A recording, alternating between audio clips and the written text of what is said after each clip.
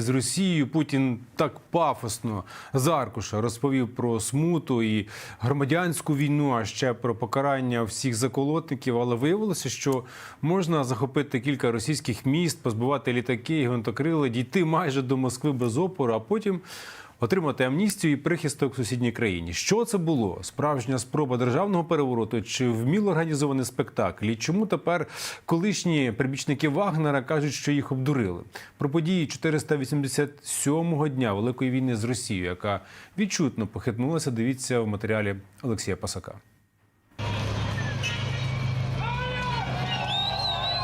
Цирк залишився, клоуни поїхали. Великий похід вагнерівців, чи так званий марш справедливості на Москву, завершився ще до таких очікуваних вуличних боїв у російській столиці. І поки москвичі панічно перевіряли запаси харчів у магазинах, мешканці Ростова-на-Дону з оплесками та скандуваннями проваджали російських вбивць та гвалтівників і їхнього керівника. Ребята, ви круті! Парни, спасибо! Спасибо!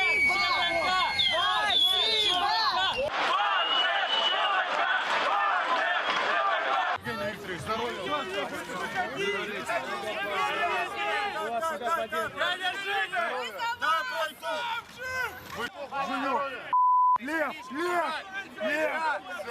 Дай Бог тебе здоров'я!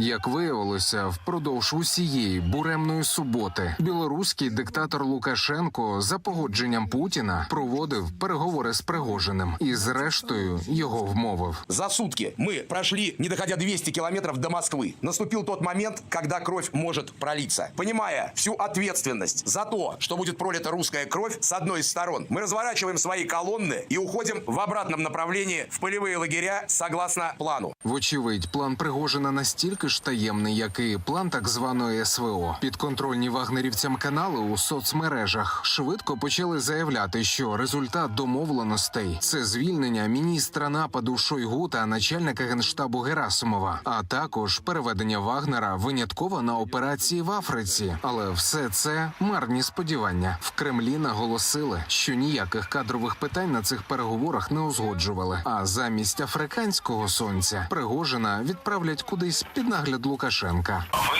спросите меня, что будет лично с Пригожиным.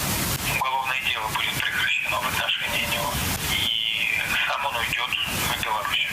Це був день, коли Кремль похитнувся. Озброєні найманці блискавично і безкарно захоплювали російські міста. Пропагандисти панікували, і навіть Путін виповз до камери поговорити про військові заколоти та відповідальність.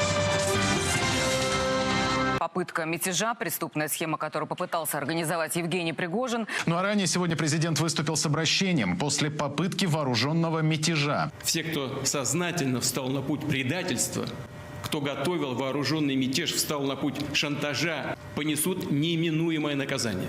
Але це покарання варто очікувати хіба що поза межами умовного російського закону. CNN у своєму матеріалі припускає, що Пригожина в Білорусі невдовзі ліквідують, як цілком зайвого персонажа для не надто міцної кремлівської вертикалі. Невтішні прогнози для ватажка Вагнера, який був за крок до повалення влади, мають і західні експерти. Але передусім нічого доброго не варто чекати і Путіну.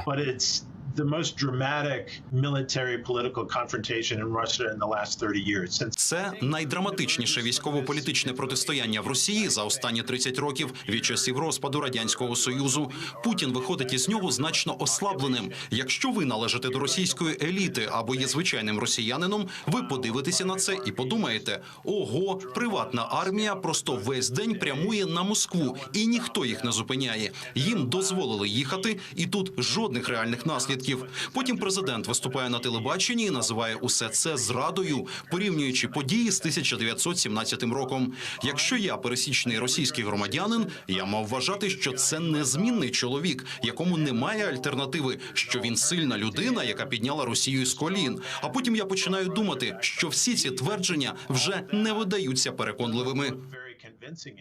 Так само не бачать перспективи ті, хто вирішив підтримати Пригожина в його чи то справжньому, чи то псевдозаколоті. В розвідувальній спільноті «Інформнапалм» вважають, що російська влада могла повторити турецький сценарій 2003 року, так звану операцію «Кувалда» з пошуком та викриттям військових заколотників в країні, шляхом підбурення їх до цього самого заколоту. Але поки це все лишається теоріями, перші незадоволені втечею Пригожина, звісно, з'явилися серед зек-команд окупаційного війська. А что там говорят по слухам, то что ты куда-то слился, фуфо пацанам всем прогнал.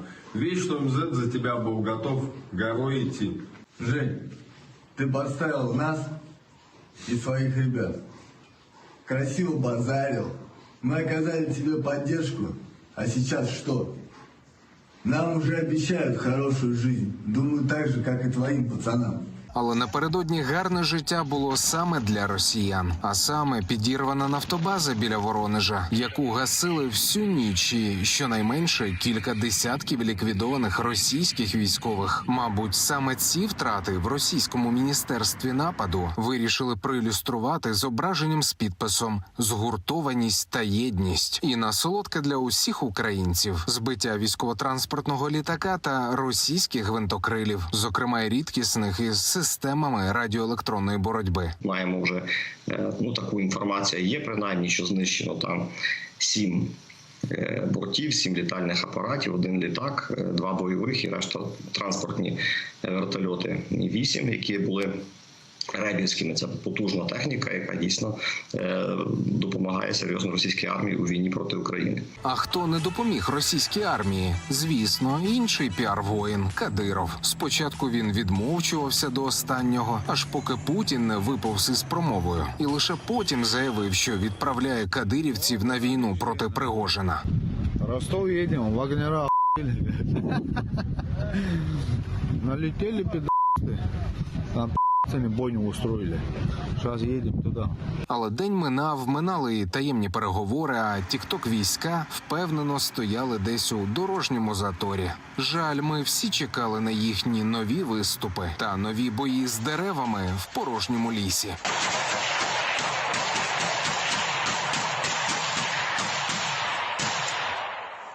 Олексій Пасак, 5 канал. Окупанти вбили 2 неповнолітніх українських партизанів у Бердянську. Про це колаборант Володимир Рогов, який керує окупаційною адміністрацією на захоплених територіях Запорізької області, повідомив. Загарбники звинуватили Тиграна Ганісяна та Микиту Ханганова у тероризмі. Координаторка медійної ініціативи «За права людини» Ольга Решетилова розповіла, що українські правозахисники займалися справою підлітків з осені минулого року. Тоді так звані слідчі окупованого Бердянська викрили Тиграна з дому і 5 днів жорстоко катували. Слідчий комітет РФ готував справу до суду, обвинувачуючи хлопців у підготовці диверсії на залізниці. Європейський парламент ухвалив резолюцію, вимагаючи відпустити підлітків із окупованої території, однак окупаційна влада цього не зробила. За словами Решетилової, обвинувачення хлопцям розділили. Микиту хотіли звинуватити у крадіжці, а Тиграна – у диверсії. Кілька днів тому за ними приїжджали так звані правоохоронці окупаційної влади з озброєним конвоєм, але хлопцям вдалося втекти. За словами уповноваженого Верховної Ради з прав людини Дмитра Лубінця, вбивство дітей за їхню проукраїнську позицію – це обличчя Росії. Нагадаю, 24 травня 2 підлітків Тигран Ганісян та Микита Ханганов, обидва 2006 року народження, у тимчасово окупованому Бердянську отримали обвинувачення від слідчого комітету РФ у нібито підготовці диверсії на залізниці. Їм загрожувало ув'язнення на строк від 10 до 20 років. Тіла ще 2 загиблих виявили рятувальники в будинку в Солом'янському районі Києва, куди напередодні вночі влучили уламки збитої російської ракети. Як інформує мер столиці Віталій Кличко, під завалами пошкодженого будинку загинули вже 5 людей. Вороже залізяча значно пошкодило багатоповерхівку, горіли пожежі. Операція з ліквідації наслідків вчорашньої повітряної атаки московитів на Київ досі ще триває.